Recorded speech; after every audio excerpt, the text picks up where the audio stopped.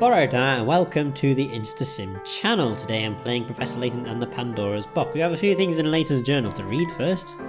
We'll just go to that. Returning to the museum, my conversations with the people of Fulsons have proved mostly useless in providing any leads.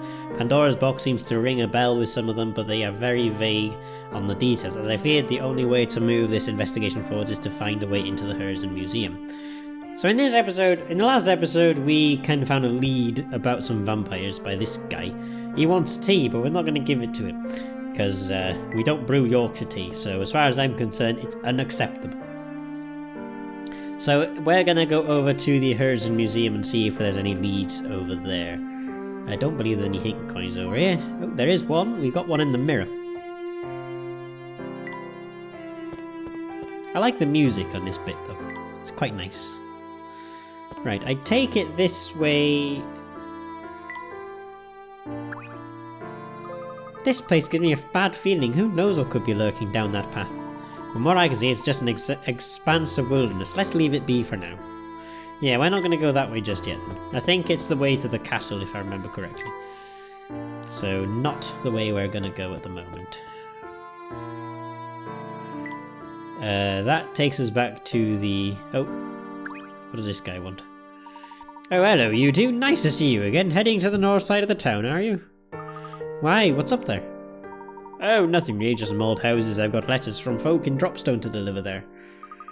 Wow, there are people from Dropstone sending letters all the way out here? I was surprised at first too, but there's some sort of connection between Dropstone and this place. It's hard to describe it in words, so I'll just leave it as that. Whoops, I've got to dash. The post can't be late. Mr. Purcell, please wait a moment. Gosh, he didn't even look back once. Quite a perplexing individual, that one, but never mind. For now, we must focus on our investigation. Well, we can't go forward, so we'll have to go back.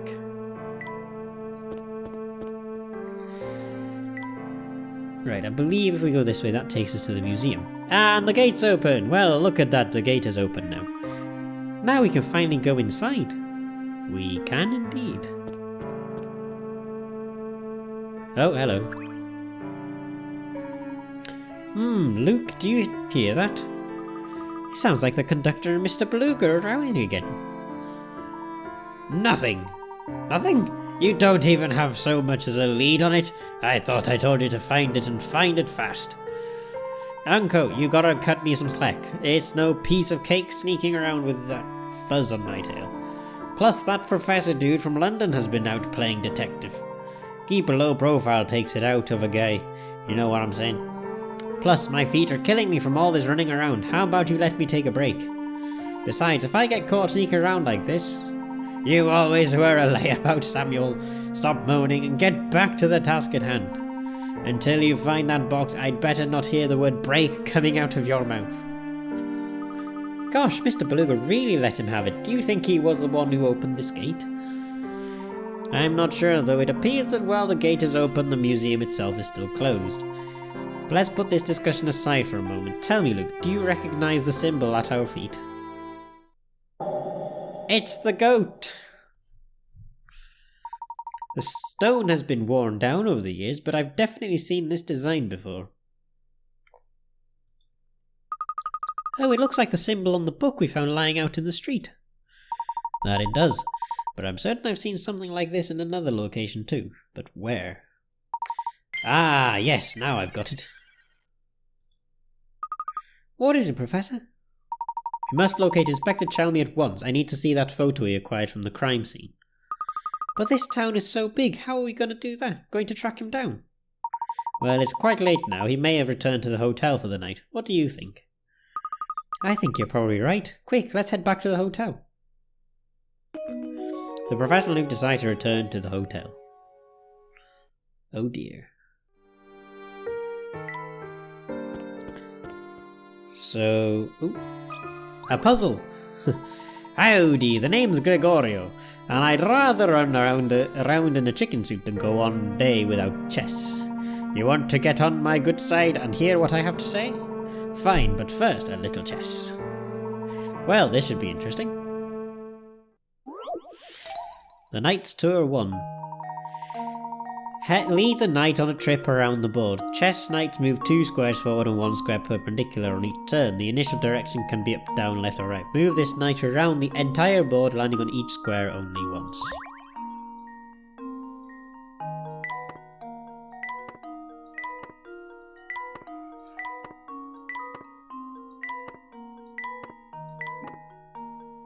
Okay, so that didn't quite work.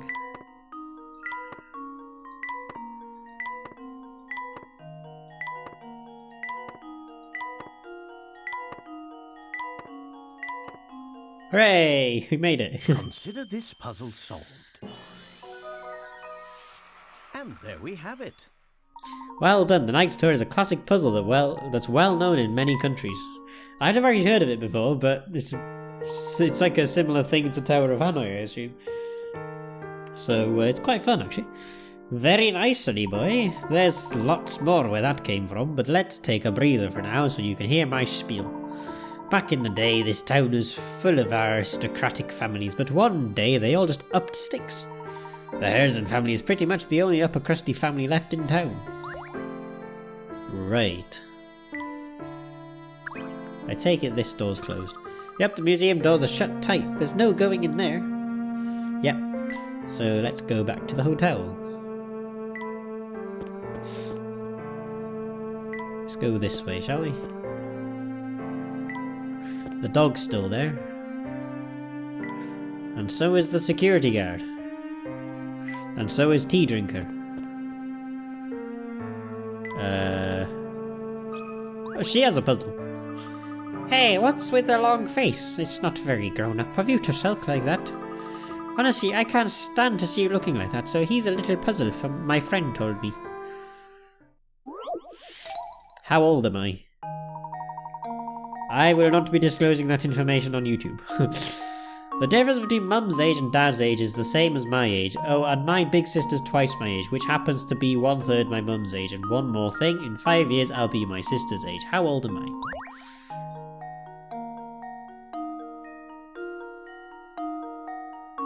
Dad's age is the same as my... Oh wait, sorry, not dad's age is the same as my age. That would be very weird. The difference between mum's age and dad's age is the same as my age. So we'll call that X. And she's X. She's 2X.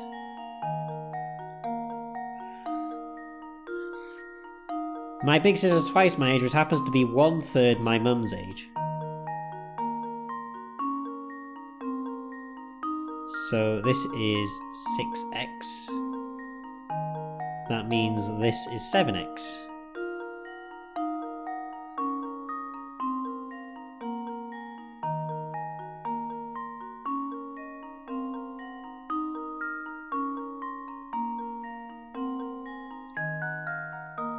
And one more thing, in 5 years I'll be my sister's age. How old am I? So X plus 5 equals 2X. And I think I know how this works. If we just take X on both sides, 5 equals X. I already knew that, but I thought I'd go through the mind process of Consider what this we puzzle have. solved. I thought I'd just go through the process anyway. I already knew it was 5 Wonderful. from the question. Hey, not bad. The girl's father is 35 and mother's 30, meaning the difference in their ages is the same as the girl's age, she said. As for her big sister, she's 10. That's twice the girl's age and 1/3 of her mother's age. In 5 years, the girl will be 10, which is her sister's age now. Kids these days grow up so quickly. Yep. I already knew it was 5 from the question. I just wanted to go through the thought process. Hey, pretty good, Smarty Pants. Good. So good, in fact, I think you deserve a reward. What kind of reward? The best kind. A story. Okay, here goes. See, a long time ago there was another family in town as rich as the Herzens. But one of the younger daughters got her heart broken by some boy and decided to leave town. It could just be a story somebody made up, but if it's real, that boy must have been a total loser. Wow, very heartless of her to just say. I was not expecting that ending. Oh god, kids these days are heartless. Falsense used to be home to many families of noble birth. Then Duke Herzen discovered a vast gold deposit on the outskirts of town, which changed everything. Falsense developed rapidly, but word of the gold brought it on all sorts of unsavory types. It's such an awful shame. This used to be such an enchanting town. Don't know why I went full Scottish on that one, but okay. Oh look, it's Chelmey, in the hotel. Inspector, there's something I need to ask you. Can you spare just a moment? Layton, I see you've been busy. I didn't think you'd manage to solve 50 puzzles so soon. I mean, I think we got like 40 puzzles from the last one, so that, yeah. I hear you've been very busy sniffing around town for clues. Tell me, has your search yielded any genuinely useful facts yet? Another missing dog, perhaps? Perhaps would you mind showing me the photo you recovered from the doctor's flat? Oh ho, am I to understand there's a clue to be found in that photo? Well, I see you've solved 50 puzzles already, so I can tell you're serious about the investigation. My top priority is solving this case, so if you think you can help, I might as well show you the thing. Yes, because we've solved that many puzzles, and Chelmey would know that, wouldn't he? What, the devil? Is something the matter, sir? There's a hole in my blasted pocket. Oh no. I've been scattering the pieces about without even noticing. This is a low point in my career. It seems that all that remains of the photo is this one scrap. Oh, a photo scrap. It doesn't look like we'll ever see that photo again. Perhaps not. The pieces were all still in my pocket when we entered Falsense. Of that much I am sure. Inspector, do you recall the path you took around town over the past couple of hours? Bits of it, yes. Let's see. Chelmey's Route. Use what the inspector remembers to find the path he took through town. I took a few turns, but only one at a junction that had a cafe on it. I also passed in front of one hat shop, and one flower shop too. And I didn't walk any farther than necessary. Now that you've heard this recollection, can you trace the route the inspector took through town? Use what the inspector... I took a few turns, but only one at a junction that had a cafe on it. I also passed in front of one hat shop.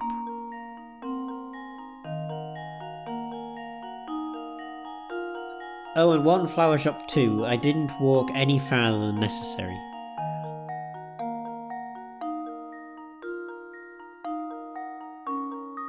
Took a few turns, but only one at that had a cafe on it.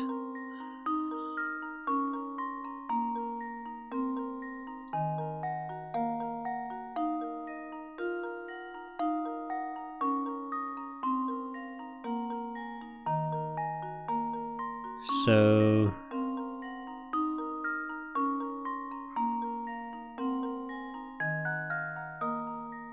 Ah, okay, so only one junction with a cafe on it.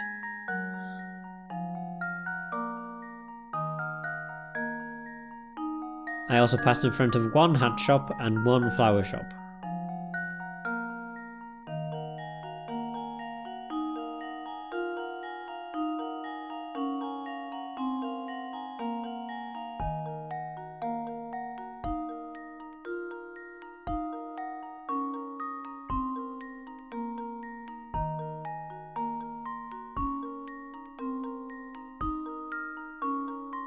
No, that passes two hat shops. Okay.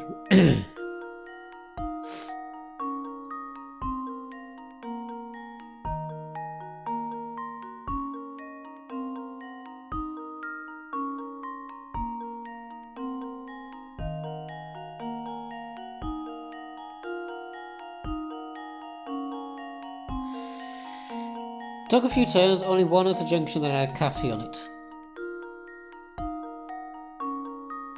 Went past one hat shop and one flower shop. And he came over to this spot here. Only took one with a junction with a cafe on it. Let's go on that one.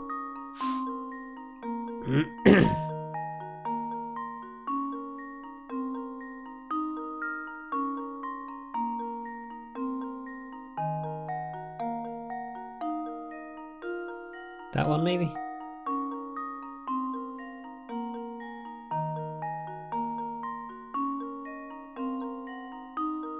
So it takes one junction with a cafe on it. Goes past one flower shop. No, we go past 2 flower shops there.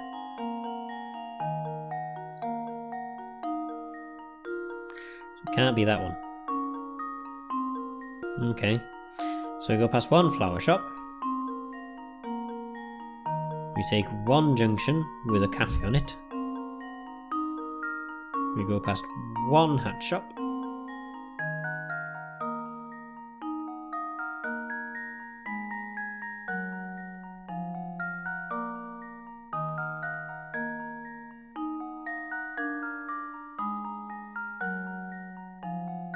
One junction with a cafe on it.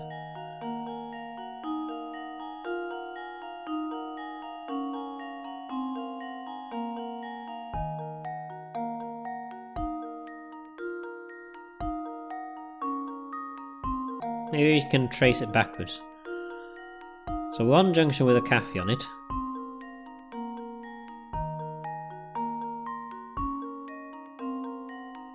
Goes past 1 hat shop. That's 2 hat shops.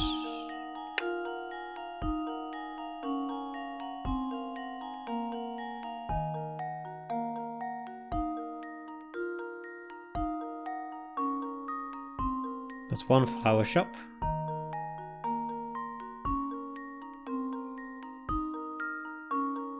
So it's not that junction. So that's 1 flower shop.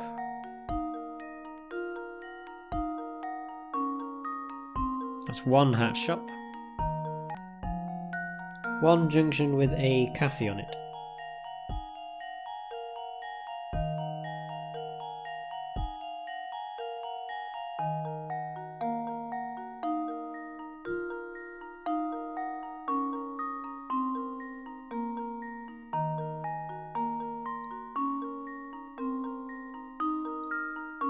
Maybe it was that one then. Yeah, let's have a look at that one.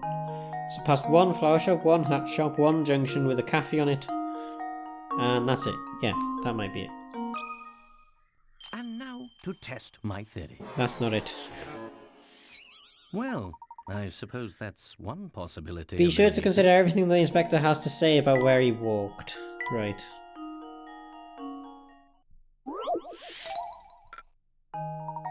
Well, let's use a hint coin, shall we? The inspector says he took 1 turn at a junction with a cafe, but that doesn't mean he had to turn in the direction of the cafe he saw.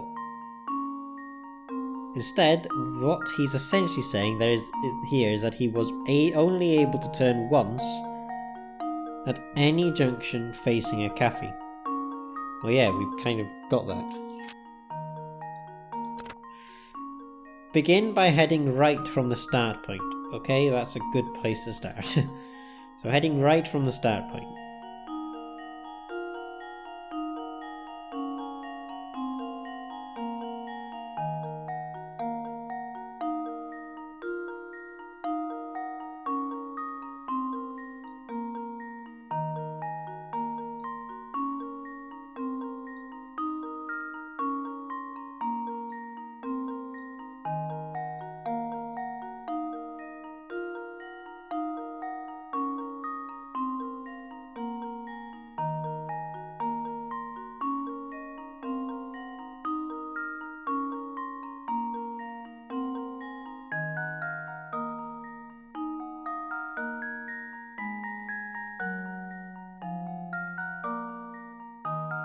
Goes past 1 flower shop, 1 hat shop, 1 junction. There's 2 flower shops there. Oh, forget it. 1 more. When you reach the goal, you'll be coming at it from the left. So going this way, and we're coming out that way.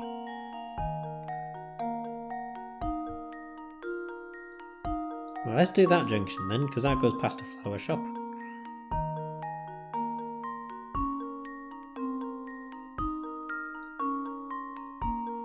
Oh, that looks like it. And now to test my theory. Hey, we did it. Ha! Wonderful. That's right, you may have worked out the inspector's path through town, but the research for those photo scraps is just beginning. And then, after leaving the northeast corner of town, I came straight back to the hotel. That should be enough information to get us started, thank you. Come Luke, let's see if we can recover the pieces of that photo by retracing the inspector's steps. What's so important about that photo, Professor? I'm unsure of the photo's content, but I have every confidence that it will lead us to the Elysian Box. Say no more, I'm sold. After all, your intuition never fails. Let's hurry to the northeast of town. I think we can get there through the little path where that bulldog was sitting. Yes, let's... Here, I'll lead the way. Cool. And there were puzzles sent to Granny Littleton's shack. The Professor and Luke decide to investigate the northeast corner of town. And we've reached the end of chapter whatever we're on.